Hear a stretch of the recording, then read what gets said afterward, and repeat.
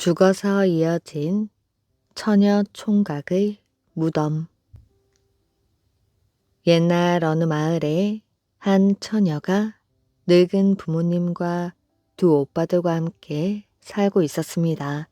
하루는 처녀가 우물에 물을 기르러 갔다가 한 총각을 만나게 되었지요. 이웃 마을 머슴 사는 총각인데 그 총각도 물을 기르러 왔다가 우연히 만나게 된 것이었습니다. 그런데 둘은 첫눈에 쏙 반하고 말았지요. 그래서 그 다음부터 물을 기르러 가면 은근히 눈짓도 나누고 넌지시 말도 건네고 그러면서 점점 정이 들게 되었습니다. 그런데 가끔 우물가에서 잠깐 만나는 것도 남의 눈이 있으니 슬쩍슬쩍 눈짓 한두 번, 이야기 한두 마디, 그러고만이 아쉬울 수밖에 없었습니다. 어느 날 달 밝은 밤이었지요.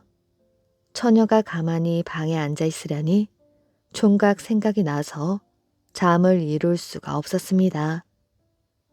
가만히 일어나 식구들 눈을 피해 몰래 밖으로 나가게 되었지요. 처녀는 우물가에 가서 우두커니 서 있었습니다. 바로 그때 저만치서 시커먼 그림자가 다가오고 있었지요. 깜짝 놀라 우물 뒤에 몸을 숨겨보니 바로 총각이었습니다. 총각도 처녀 생각이 나서 밖으로 나온 것이었지요. 둘은 서로 속마음을 나누다가 밤이 깊어져서야 집으로 돌아가게 되었습니다. 그 다음부터 날마다 밤만 되면 우물가에서 만나게 되었지요. 그러는 사이에 정도 점점 깊이 들게 되었습니다. 그런데 그만 처녀의 집에서 눈치를 채고 말았습니다. 아버지가 처녀를 불러 말하였지요. 너는 밤마다 어딜 그리 나가는 것이야? 네, 답답하여 바람을 쐬러 나갔습니다. 처녀의 몸으로 밤중에 돌아다니다니 그러고도 부끄러운 줄 모르는 것이야. 오늘부터 집에서 한 발짝도 나가선 안 된다. 그러곤 아버지가 두 오빠를 시켜 지키게 했습니다. 집에서 한 발짝도 못 나가게 하였지요. 물도 오빠들이 기르러 가고 빨래도 오빠들이 길어온 물로 집에서 해야만 했습니다. 그렇게 갇혀 사느라고 속은 새까맣게 타 들어가게 되었지요. 총각은 그날 밤에도 우물가에 나왔는데 아무리 기다려도 처녀는 나오지 않았습니다. 무슨 일이 있나? 혹 어디가 아픈 게 아닐까? 걱정을 하며 기다리다가 새벽녘이 되어서야 터덜터덜 돌아갔지요. 다음 날도 그 다음 날도 총각은 우물가에 나와서 기다렸습니다. 혼자서 우두커니 기다리다가 새벽녘이 돼서 돌아가고 다음 날도 또 그러고 그렇게 날마다 기다렸지요. 그런데 달이 가도 처녀의 그림자도 보이지 않았습니다. 그래서 그만 총각이 병이 나고 말았지요. 병에 걸려 시름시름 앓던 총각은 찬 바람이 부는 겨울밤 그만 죽고 말았습니다. 머슴이니 변변한 장례도 못 치르고 동네 밖 외딴 산기슭에 쓸쓸하게 묻혔지요. 그동안 처녀는 집 안에 갇혀 애를 태우며 하루하루를 살고 있었습니다. 눈물로 하루하루를 지내다가 하루는 날벼락 같은 총각이 죽었다는 소식을 듣게 되었지요. 그날부터 처녀는 밥도 먹지 않고 잠도 자지 않고 하루 종일 울기만 했습니다. 다른 식구들이 아무리 달래어도 안 되었지요. 왜 그러느냐 물어도 대답 없이 울기만 했습니다. 그런데 어느 날부터 밤만 되면 처녀 집에 이상한 일이 생겼지요. 밤이 으슥해져 모두가 잠들 무렵이면 문이 저절로 삐걱하고 열렸습니다. 그러고는 시커먼 그림자 같은 것이 집으로 스르르 들어왔지요. 들어와서는 처녀의 방으로 들어가는 것이었습니다. 그런 일이 있고 나서 처녀도 달라지게 되었습니다. 밤낮으로 우는 걸 그치고 밥도 먹기 시작했습니다. 그런데 밤만 되면 방에 들어앉아 자꾸만 혼잣말을 했습니다. 처녀의 행동이 이상하여 오빠들이 가만히 엿들어 보았지요. 그랬더니 어서 오세요. 오늘은 힘들지 않았나요?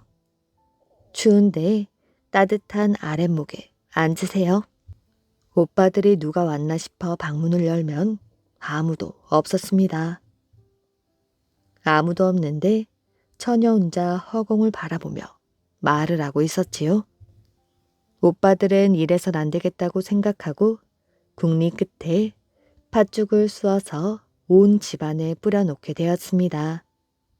그렇게 하니 그 다음 날부터는 그림자가 집 안으로는 못 들어오게 되었지요. 다음 날도 그러고 또 다음 날도 그러고 한 달 남짓 그러더니 그 다음부터는 그림자가 아예 보이지 않았습니다. 그런데 그러고 나니 이번엔 처녀가 시름시름 앓기 시작하였지요. 마치 죽은 송장처럼 가만히 있었습니다. 그러다가 얼마 안가 처녀도 세상을 떠나게 되었습니다. 식구들이 장례를 치러주는데 산속 양지 바른 곳에 묻어주려고 상여에 싣고 가고 있었지요. 그런데 상여가 어느 곳에 다다르니 더는 움직이지 않았습니다. 상여꾼들이 아무리 용을 써도 그냥 딱 붙은 듯이 꼼짝 달싹을 하지 않았습니다. 거기가 어디냐면 바로 총각 무덤가였던 것이었지요. 아무리 애를 써도 상여가 움직이질 않으니 그 처녀를 그 자리에 묻어주게 되었습니다. 총각 무덤가에 처녀 무덤을 만들어 주었지요. 그렇게 나란히 무덤 2개를 만들어 주었는데 다음날 자고 일어나 보니 두 무덤이 딱 붙어버린 것이었지요.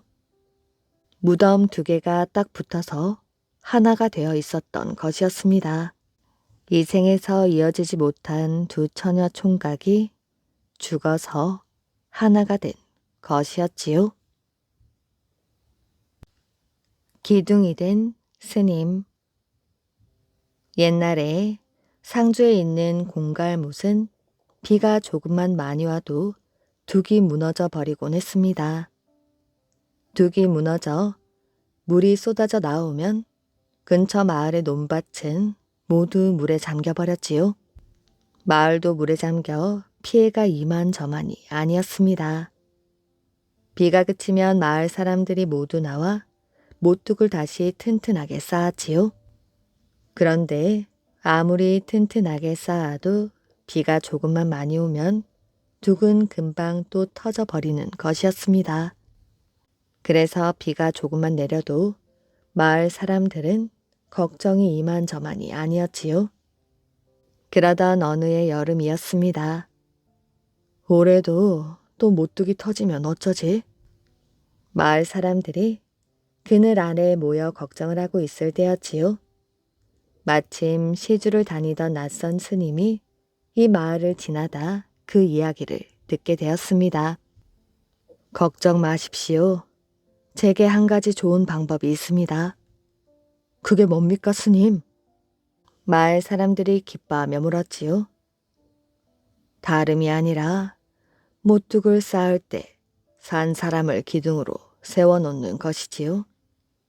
만약 그렇게만 한다면 못둑은 2번 다시는 무너지지 않을 것입니다. 그러더니 스님은 어디론가 바삐 사라져 버렸습니다. 참네, 산 사람을 어떻게 둑 쌓는데 넣는담? 말도 안 되는 소리. 하지만 못둑이 무너지지 않게 하려면 그 방법이라도 쓰는 게 좋지 않을까 그러나 기둥으로 세워놓을 사람을 구하는 것은 쉬운 일이 아니었습니다. 마을 사람들은 다시 걱정에 잠기게 되었지요. 며칠 후 스님이 다시 마을로 찾아오게 되었습니다. 사람을 구했습니까? 마을 사람들은 고개를 저었지요. 그럼 제가 서겠습니다. 마을 사람들은 깜짝 놀랐습니다. 스님은 스스로 무너진 못으로 걸음을 옮겼지요. 마을 사람들이 못으로 몰려가게 되었습니다. 자, 어서 둑을 쌓아 올리시지요. 스님이 못둑에 서며 말했습니다. 마을 사람들은 스님이 시키는 대로 스님을 기둥으로 삼고 둑을 쌓아 올리게 되었지요. 마침내 못둑이 완성되었고 그 후로 비가 아무리 많이 와도 못둑이 무너지는 일은 없었다고 합니다. 비를 내리게 한 자매. 아주 오랜 옛날 어느 마을의 어느 해에 가뭄이 아주 심하게 들게 되었습니다. 논과 밭이 쩍쩍 갈라지고 말았지요. 마을 촌장이 사람들을 불러 모았습니다. 가뭄이 들어 살 수 없으니 기우제를 지내려 하오. 모두들 정성 들여 음식을 장만하도록 하시오. 이 마을 뒷산에는 하늘에서 신선님들이 놀러 내려오는 신선 바위가 있었지요. 마을 사람들은 그곳에서 기우제를 지내려고 했습니다. 특히 아녀자들은 몸을 정갈이하고 목소리가 담을 넘지 않도록 조심하거라. 촌장님의 말씀에 마을에서는 기우제를 지낼 음식을 하느라 아주 바빠지게 되었습니다. 그런데 이 동네에 말썽쟁이 세 자매가 살고 있었습니다. 세 자매는 아주 신이 났습니다. 신이나 제를 올릴 음식에 손을 대고 다니다가 촌장님에게 떡하니 걸렸지요. 네 이놈들, 감히 여자아이들이 제를 올릴 음식에 손을 대다니. 당장 이 녀석들을 가두어 놓아라. 촌장님, 다시는 안 그럴 테니 용서해 주세요. 자매들은 울고 떼를 써 보았지만 아무 소용이 없었습니다.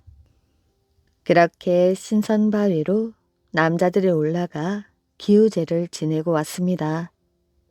그런데 비가 오기는커녕 우물까지 말라붙게 되었지요. 인정이 많던 동네 사람들도 점점 사나워지기 시작했습니다. 여자아이들이 셋이나 날뛰었으니 부정탈 짓을 할 때부터 알아봐야 했어. 이것들을 당장 동네에서 쫓아내야지. 쫓겨날 위기에 처한 세 자매들은 계획을 세우기 시작했습니다. 첫째가 말하였지요. 이대로 있다가는 농사도 망치고 우리들도 마을에서 쫓겨날 거야. 어서 빨리 좋은 생각을 해보자. 둘째가 이런 생각을 해내었습니다. 우리에겐 세 가지 방법밖에 없어. 동네 사람들의 생각을 바꿔 놓든지, 동네에서 도망을 치던지, 비를 내리게 하던지. 셋째가 말하였지요. 비를 내리게 하면 되지. 세 자매는 그렇게 속닥속닥 하더니 부엌으로 쪼르르 들어가 꿍 보리밥을 먹기 시작했습니다. 배가 빵빵해지자 자매들은 몰래 신선 바위로 올라가게 되었지요. 셋은 눈빛을 주고받더니 옷을 내리고 앉아서 얼굴이 빨개질 때까지 힘을 주었습니다. 힘을 쓰자 뿡 하고 방귀가 나오더니 뿌지직 뿌지직 하며 신선 바위 위에 더럽고 냄새나는 똥을 싸게 되었지요. 순식간에 바위는 똥바위가 되어버렸답니다. 바위 위에다 똥을 싼 세 자매가 후다닥 도망치듯 내려오는데 다 내려가기도 전에 투둑 투둑하며 비가 내리기 시작하였지요. 신선님들이 더럽고 냄새가 나서 도저히 참을 수가 없었던 것이었습니다. 비는 밤새 내리고 또 내렸습니다. 이 마을에는 세 자매 덕분에 풍년이 들어 잘 살게 되었지요. 그 뒤 세 자매들에게 가뭄이 들면 촌장님이 이렇게 말했습니다. 비가 오지 않는데 어찌해야 되지 않겠느냐? 그럼 세 자매가 이렇게 말하였지요. 신선 바위로 남자들이 올라오면 안 되는 거 알지요? 그때부터 이 마을에 가뭄이 들면 여자들이 모두 모여 신선 바위로 똥을 누러 간다고 합니다. 봉이 김선달과 귀중한 벼루. 어느 날 아침 봉이 김선달이 마루에 앉아 있는데 살인문 밖에서 나졸 2명이 나타났습니다. 여봐라. 여보, 나졸들이 왔어요. 부인은 겁에 질려 김선달에게 말했습니다. 죄가 없는데 떨기는 왜 떠나? 내 한번 나가보지. 김선달은 웃으며 나졸들을 맞았습니다. 이거 어쩐 일이십니까? 선달님, 감사 나리께서 부릅니다. 감사 나리께서요?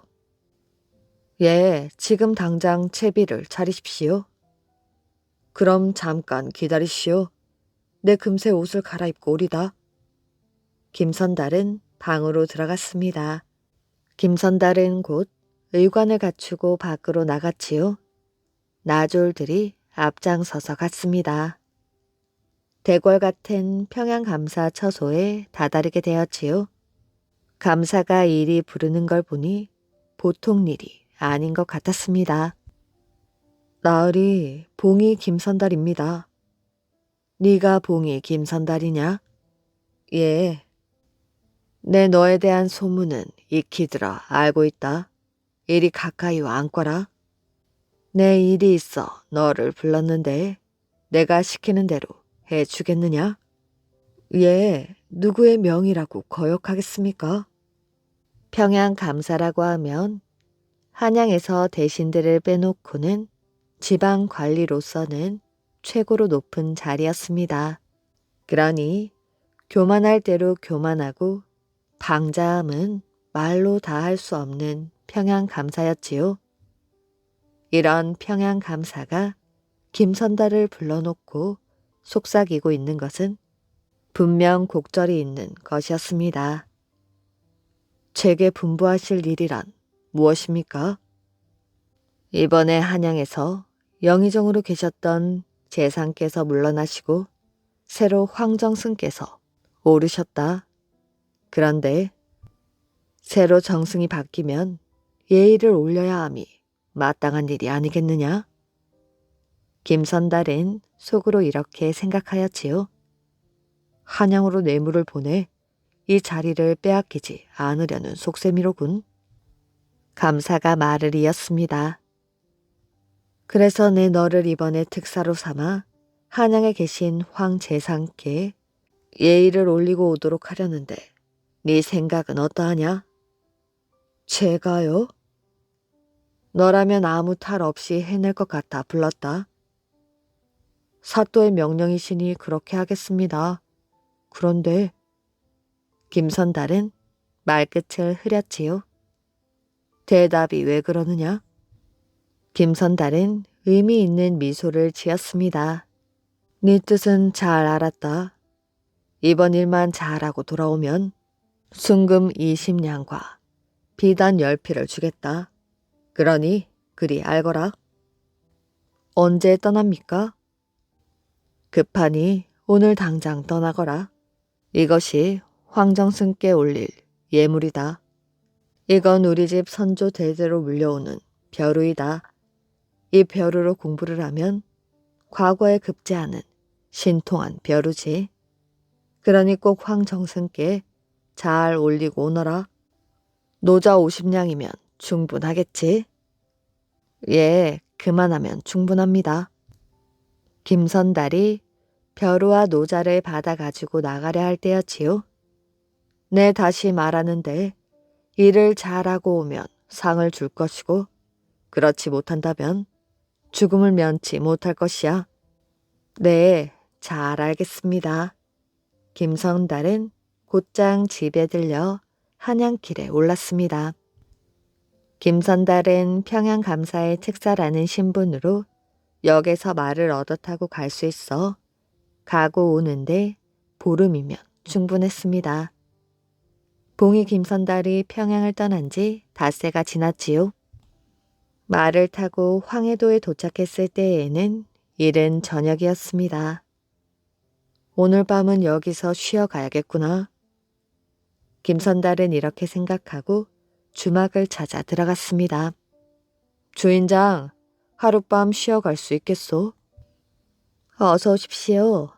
주막인데 쉬어가실 수 있고 말고요. 김선달을 맞는 사람은 눈이 부시도록 아주 예쁜 여인이었습니다. 김선달은 그만 넋을 잃고 여인을 바라보았지요. 어서 들어오시지요.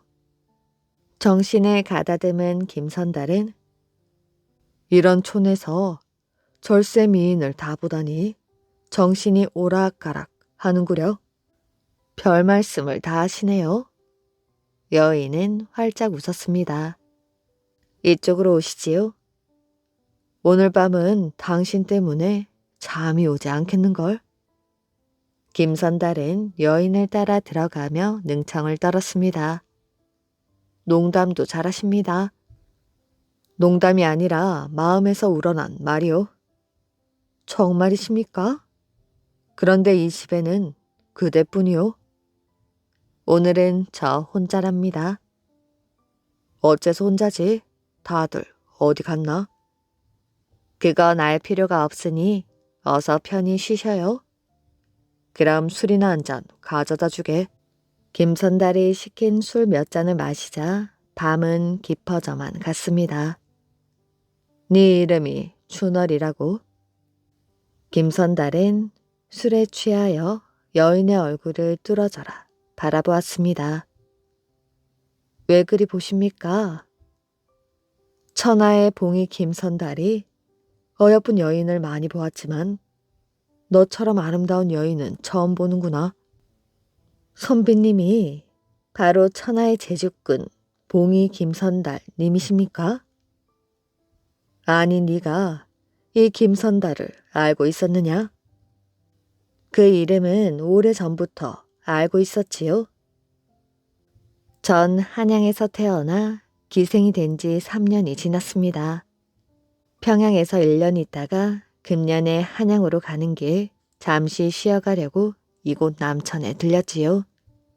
오늘 주인집에 큰 일이 있어 주인 내외께서 큰 댁에 가시고 저 혼자 있는데 선달님을 배웁게 된 것이었습니다. 춘월이가 자기의 신분을 밝혔습니다. 김선달은 피곤함도 있고 밤새 술을 마셨지요. 그리고 술에 취해 잠이 들었는데 자다가 자기도 모르게 발길질을 한다는 것이그만 공교롭게도 장롱을 치고 말았습니다.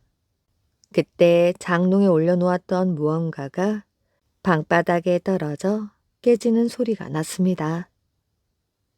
잠에 취해 비몽사몽하던 김선달이 깜짝 놀랐습니다. 그제야 정신이 번쩍 났지요. 춘월아, 어서 불을 켜보아라. 춘월이가 불을 켜자 김선달이 재빨리 살폈지요.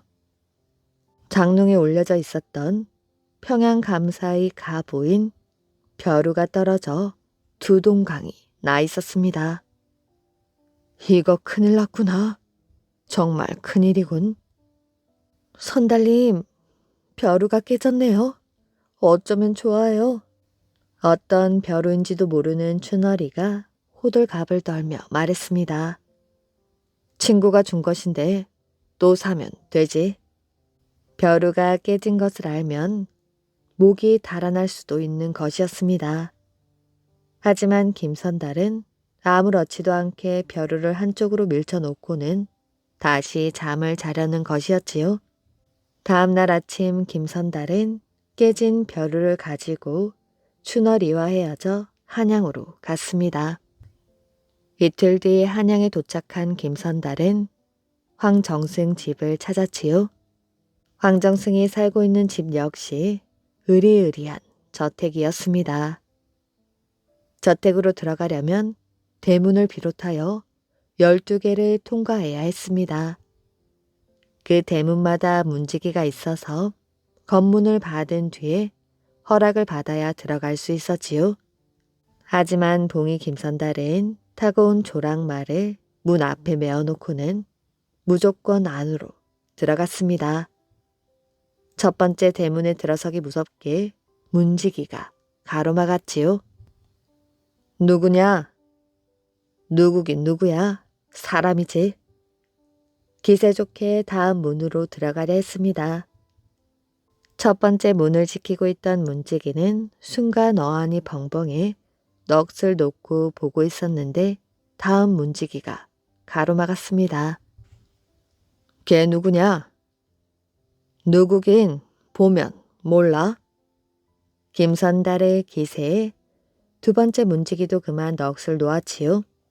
김선달은 이렇게 하여 10번째 대문까지 무사히 통과할 수 있었습니다.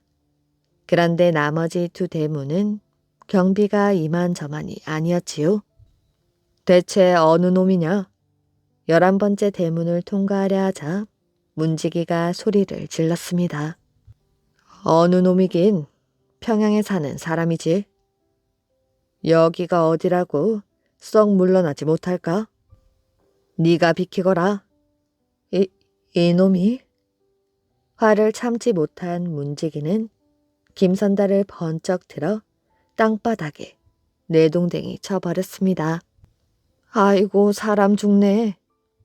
비명과 함께 땅에 내동댕이 쳐진 김선달은 보자기에 싸 가지고 있던 벼루를 일부러 땅바닥에 부딪혀서 산산이 깨뜨려 버리고 말았습니다.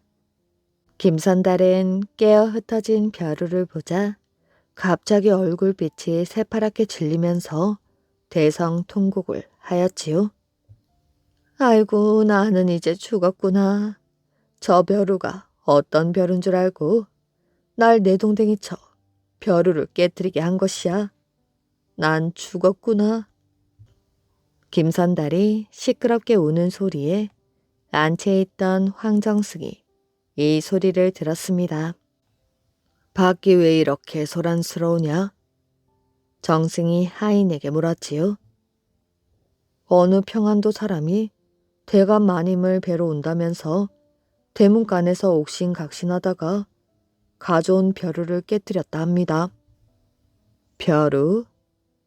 황정승은 그 말을 듣고 무언가를 생각하더니 그 자를 이리 데려오너라 하고 말했습니다. 김선달은 힘없이 황정승 앞에 끌려가게 되었지요. 소인은 평양감사 특사로 대감 마님을 뵈러 왔습니다. 평양감사가 대대로 내려오는 가보인 벼루를 대감님께 바치고 오라는 분부였습니다. 그런데 어찌 우는 것이냐? 소인은 이제 죽게 되었습니다. 김선달은 벼루를 깨뜨린 일을 낱낱이 말하였지요. 황정승이 곰곰이 생각해보니 벼루를 깨뜨린 것은 자기 집 문지기에게 책임이 있는 것이 분명했습니다. 그 벼루 때문에 네가 죽는단 말이냐? 예, 벼루를 대감 마님께 잘 전해야지. 조금이라도 잘못된 일이 있으면 감사가 소인의 목을 베겠다고 했습니다. 네, 알았다. 자기 집에서 일어난 일로 죄 없는 백성을 죽게 한다는 것은 있을 수 없는 노릇이었습니다. 걱정할 것 없다. 가서 잘 전했다고 전하여라. 황정승은 너그럽게 말했습니다. 고맙습니다. 그런데 증표가 없으니 어떡합니까? 증표라. 정승은 속이 좀 쓰렸지만 한 사람을 살린다는 뜻에서 선물을 잘 받았다는 감사장을 손수 써주었습니다. 이제 되었느냐? 네, 너그러우신 은혜 정말 감사합니다. 김선달은 황정승의 친서를 품에 넣고 대연히 황정승 집을 물러나왔습니다. 봉이 김선달의 입에서는 마음을 놓는 한숨 소리가 저절로 새어나왔지요. 아무리 봉이 김선달이라지만 이번 일은 애가 무척 탔습니다. 그렇게 해서 봉이 김선달은 무사히 집으로 돌아올 수 있었다고 합니다. 거북이 빠져 죽은 곳. 옛날 어느 마을에 폭포가 떨어지는 바로 밑에 있는 웅덩이에 용과 거북이 살고 있었습니다. 용과 거북은 오랜 세월 동안 살면서 싸움 한 번 하지 않고 사이좋게 지내고 있었지요. 그러던 어느 날 용과 거북이가 자리 다툼을 하게 되었습니다. 이곳은 내 집이야. 그러니 넌 여기를 떠나줘야겠어. 용이 거북이에게 이곳을 떠나라고 했습니다. 무슨 소리야? 여긴 우리 조상 대대로 살아오던 것인데 떠나려면 네가 떠나야지. 거북이도 지지 않고 맞서게 되었고 싸움이 벌어지게 되었지요. 싸움이 격렬해지자 그곳에 살고 있던 온갖 물고기들은 겁이 나서 돌틈 사이로 들어가 숨었습니다. 작은 물고기들은 숨기에 바빴지요. 용과 거북의 싸움은 아주 치열했습니다. 물이 모두 뒤집히고 야단 법석이 났습니다. 그러다 결국엔 용이 이기고 거북이가 지고 말았습니다. 거북은 결국 그곳을 떠나야 하였지요. 억울하고 분하구나. 언젠가는 원수를 갚고야 말겠어. 상처투성이가 된 거북은 다리를 절뚝거리며 남면 청리에 있는 샘물골로 향하였지요. 바로 그때 봉황대에서 갑자기 봉황의 울음소리가 들렸습니다. 거북이가 걸음을 멈추고 봉황의 울음소리를 듣고 있는데 갑자기 서 있던 땅이 푹 하고 꺼지게 되었지요.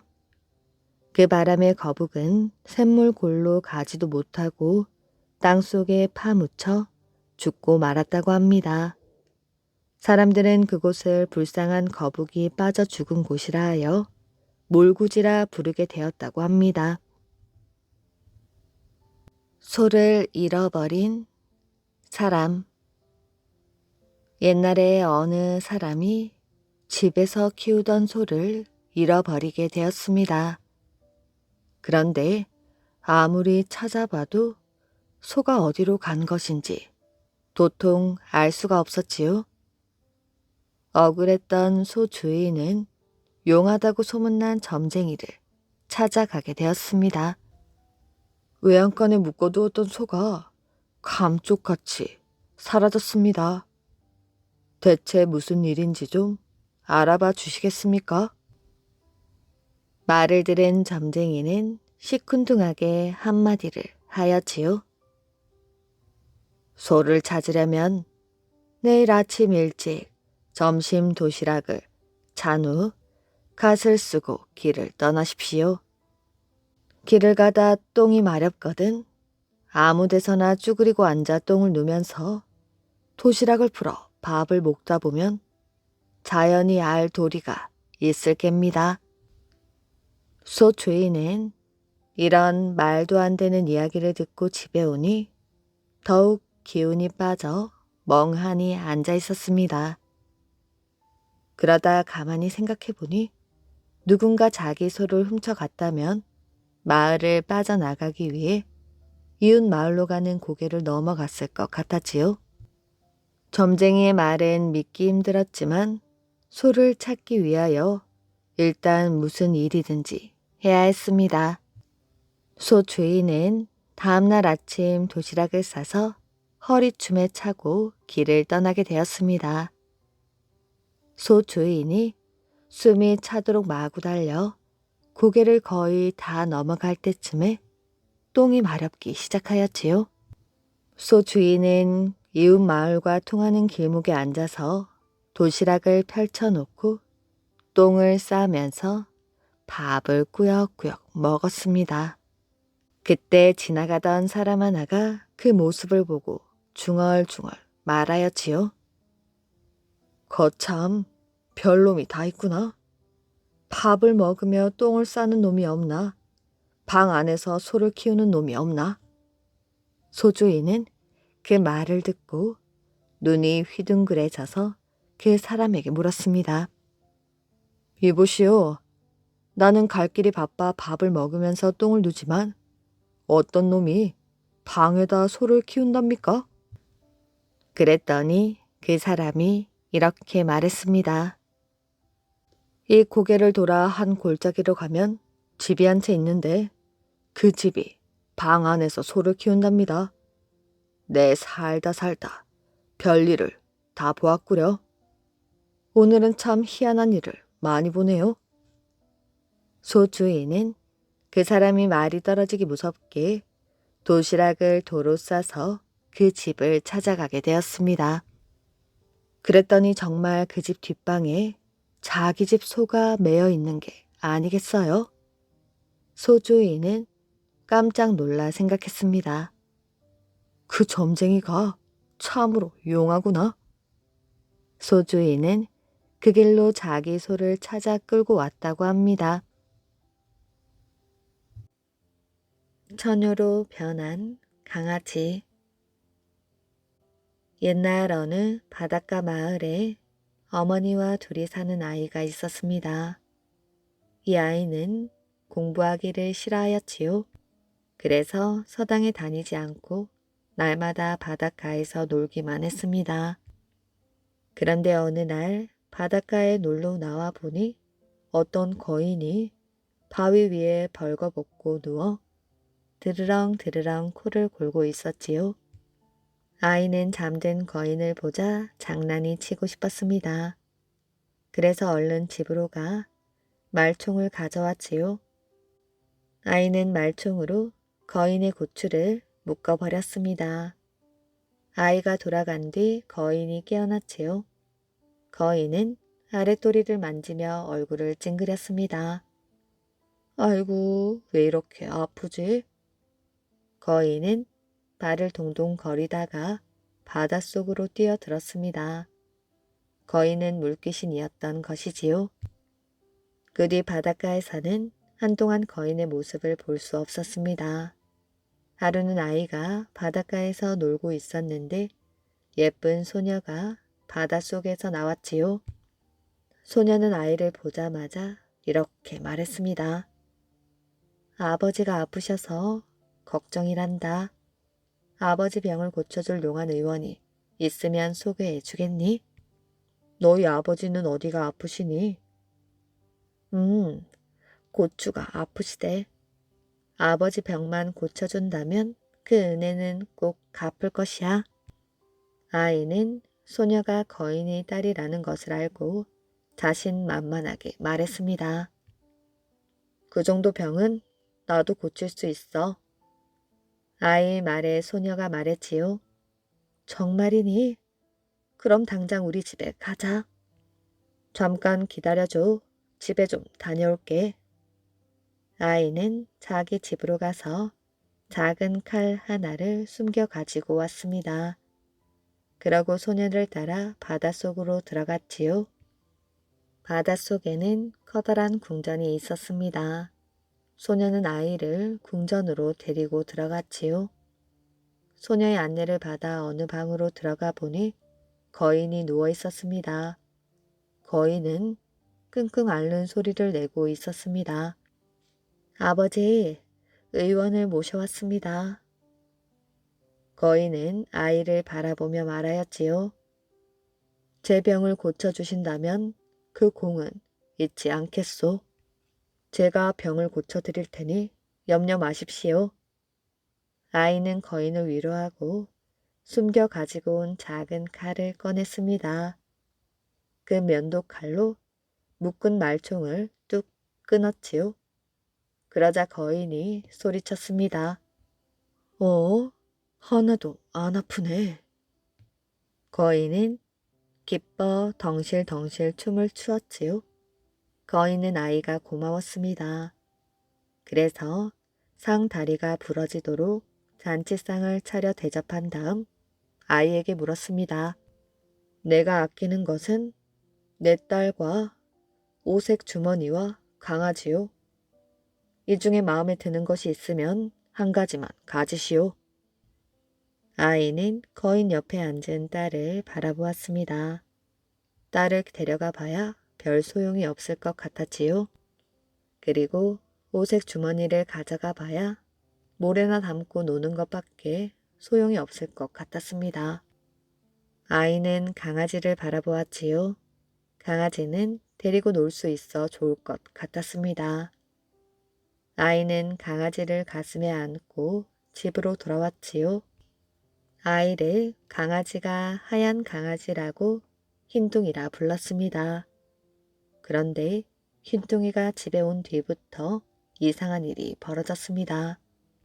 아침에 일어나 보면 밥상이 차려져 있는 것이었지요. 누가 밥상을 차려 놓았을까?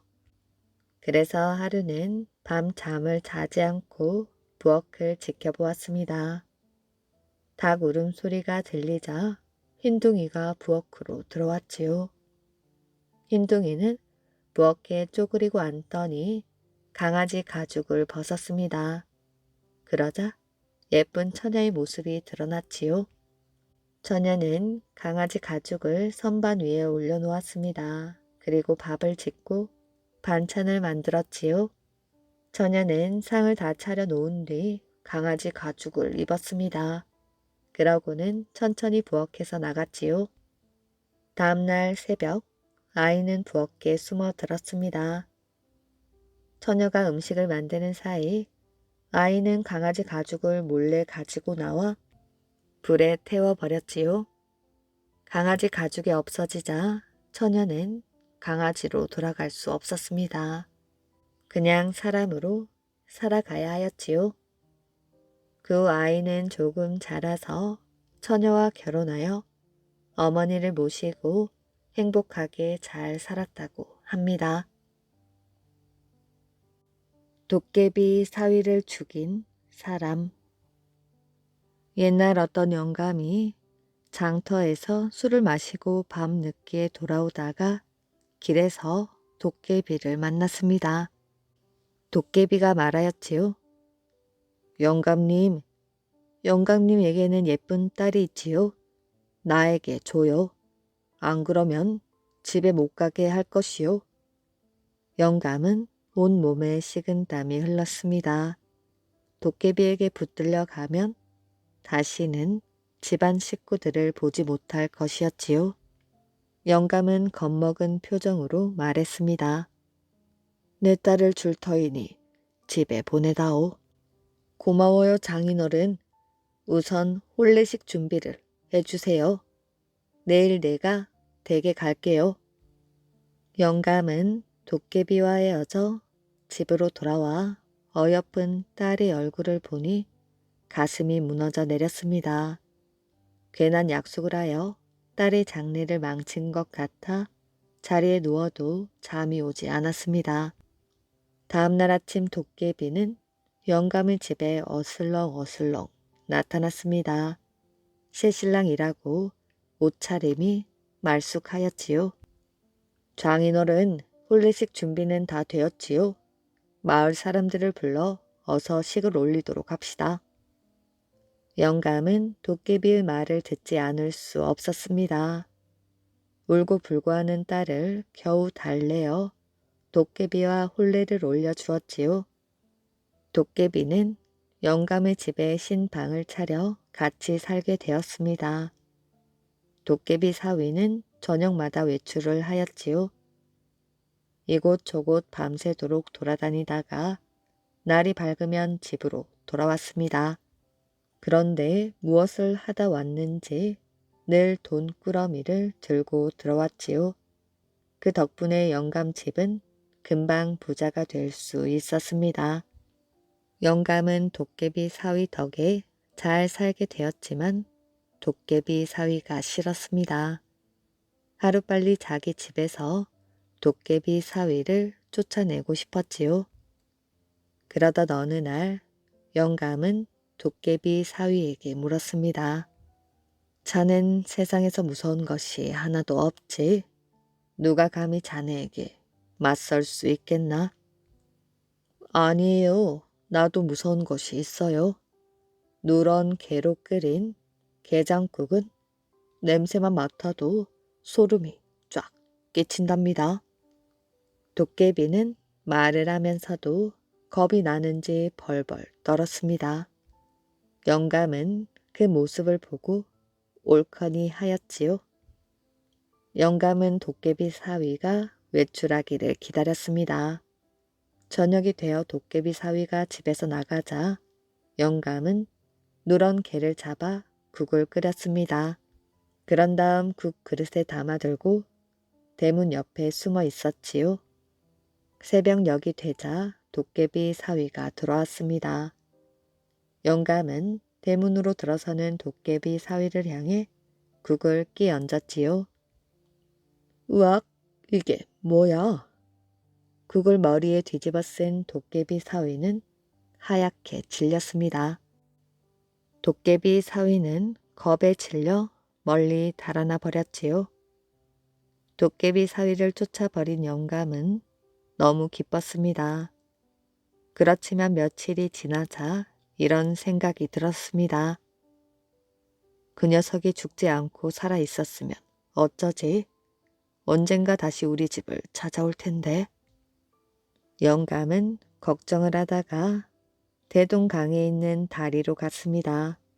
그곳에 도깨비들이 많이 모인다는 소문을 들었기 때문이었지요. 다리 위에는 문지기 도깨비가 지키고 있었습니다. 영감이 다리 밑으로 내려가려 하자 문지기 도깨비가 앞을 가로막았지요. 사람은 못 들어가요. 도깨비들만 모이는 곳이에요. 좀 들여보내다오. 찾을 도깨비가 있어서 그래. 우리 사위가 도깨비인데 며칠 전 집을 나가고서 소식이 없다네. 영감이 사정을 말하자 문지기 도깨비는 영감을 딱하게 보았는지 감투 하나를 주었습니다. 이 감투를 쓰고 들어가세요. 고맙네. 영감은 감투를 쓰고 다리 밑으로 내려갔습니다. 다리 밑에는 많은 도깨비들이 모여 있었지요. 영감은 주위를 둘러보며 도깨비 사위를 찾았습니다. 하지만 도깨비 사위는 보이지 않았지요. 잠시 후 대장 도깨비가 앞으로 나갔습니다. 지금부터 누가 왔는지 확인하겠다. 이름을 부르면 큰 소리로 대답하여라. 대장 도깨비는 출석부를 펼쳐 들고 도깨비들의 이름을 하나하나 부르기 시작했습니다. 영감은 귀를 기울였지요. 얼마 뒤 도깨비 사위의 이름이 불려졌습니다. 그러자 다른 도깨비가 말하였지요. 그 친구는 누런 게로 끓인 게장국을 머리에 뒤집어 쓰고 시름시름 앓다 죽었어요. 그래? 거참 안 됐구나. 대장 도깨비는 한마디 하고는 다른 도깨비 이름을 불렀습니다. 영감은 안도의 한숨을 내쉬었지요. 도깨비 사위가 죽었군. 정말 다행이야. 집으로 돌아간 영감은 딸을 다른 사람에게 시집 보냈다고 합니다. 도깨비가 나오는 책. 옛날 어느 마을에 학문이 뛰어난 선비가 있었습니다. 이 선비는 서당을 열어 많은 제자를 길러내었지요. 제자들은 과거 시험에 합격하여 벼슬길에 올랐습니다. 그런데 정작 선비 자신은 과거 시험에 계속 떨어지고 말았지요. 벌써 30번째였습니다. 한양에 갔다 낙방으로 쓴 술을 마신 선비는 우울한 기분으로 집에 돌아왔습니다. 어째서 나는 시험에 계속 떨어지는 걸까? 운이 없는 걸까? 이런 생각을 하고 있자니 답답하기만 했습니다. 그래서 선비는 바람을 쐬려고 뒷산에 올라갔지요. 내 나이가 벌써 50이니 이제 과거는 포기해야 하지 않을까? 선비는 과거 준비를 하느라 보낸 세월이 아깝기만 했습니다. 그래, 마지막으로 한 번만 더 과거를 보자. 또 떨어지면 그땐 정말 포기하자. 선비는 숲을 거닐며 이렇게 말했습니다. 날이 어두워지자 선비는 천천히 산 길을 걸어 내려갔지요. 선비는 앞만 보고 가다가 무엇에 발에 걸려 넘어졌습니다. 이게 뭐지? 돌뿌리인가 했더니 괴짝이 땅에 묻혀 그 모서리가 뾰족 내밀어져 있었지요. 선비는 괴짝을 파내어 집으로 가져왔습니다. 괴짝을 열어보니 그 속엔 두툼한 책이 담겨 있었지요. 선비는 책을 꺼내 펼쳐보더니 첫 장을 읽었습니다. 그런데 책장을 넘기는 순간 예 하는 소리가 났습니다. 이게 무슨 소리지? 선비는 주위를 둘러보았지요. 그러나 대답할 만한 사람은 아무도 없었습니다. 선비는 다음 장을 읽고 책장을 넘겼지요. 그러자 또 예 하는 대답 소리가 들렸습니다. 처음과는 다른 목소리였지요. 누가 이렇게 꼬박꼬박 대답을 하는 것이지? 책 속에 도깨비라도 숨어있나? 선비는 고개를 갸우뚱하며 책을 계속 읽었습니다. 책장을 넘길 때마다 어김없이 대답 소리가 들렸지요. 선비는 새벽이 되어서야 책을 다 읽을 수 있었습니다. 벌써 시간이 이렇게 흘렀나? 오줌이나 누구 와야겠다. 선비는 일어서서 밖으로 나왔지요. 그런데 순간 깜짝 놀랐습니다. 낯선 사람들이 마당에 잔뜩 모여 있는 게 아니겠어요? 하나같이 키가 크고 털이 북슬북슬한 데다가 얼굴이 발그레했습니다. 선비는 그들을 향해 벼락같이 고함을 질렀지요. 네 이놈들, 왜 남의 집 마당에 들어와 있는 것이냐? 당장 물러나지 못할까? 그러자 그들은 선비 앞에 일제히 무릎을 꿇었습니다. 주인님, 절 받으십시오. 선비는 어안이 벙벙해졌지요. 나는 너희를 하인으로 거느린 적도 없는데 무슨 주인이냐? 저희는 선비님이 읽으신 책에 숨어 사는 도깨비들입니다. 책장에 하나씩 들어있는데 선비님이 책장을 넘기는 순간 밖으로 나왔지요. 그럼 내가 책장을 넘길 때마다 너희가 대답한 것이냐?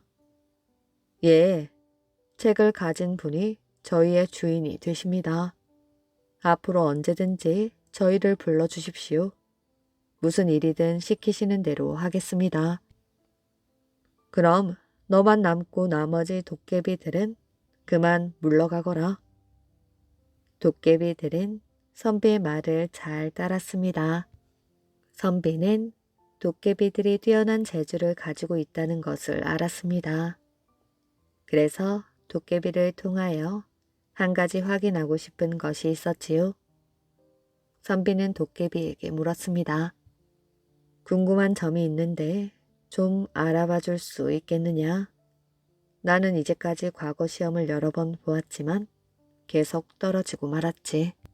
그 까닭이 무엇인지 알아오거라. 예, 잠시만 기다려 주십시오. 도깨비는 온데간데 없이 사라졌습니다. 그리고 눈 깜짝할 사이에 다시 나타났지요. 제가 방금 한양에 다녀왔습니다. 주인님이 과거 시험에 떨어진 것은 부정이 있었기 때문입니다. 채점을 맡은 관리들이 돈을 받고 주인님 대신 다른 사람을 합격시켰더군요. 선비는 머리를 끄덕였습니다. 그래서 내가 과거 시험에 매번 떨어졌던 것이군. 선비는 관리들이 괘씸했습니다. 그런 자들을 내버려 두어선 안 되겠지. 다시는 그런 짓을 못하도록 따끔하게 혼을 내주어라. 분부대로 하겠습니다. 도깨비는 이번에도 눈 깜짝할 사이에 다녀왔습니다.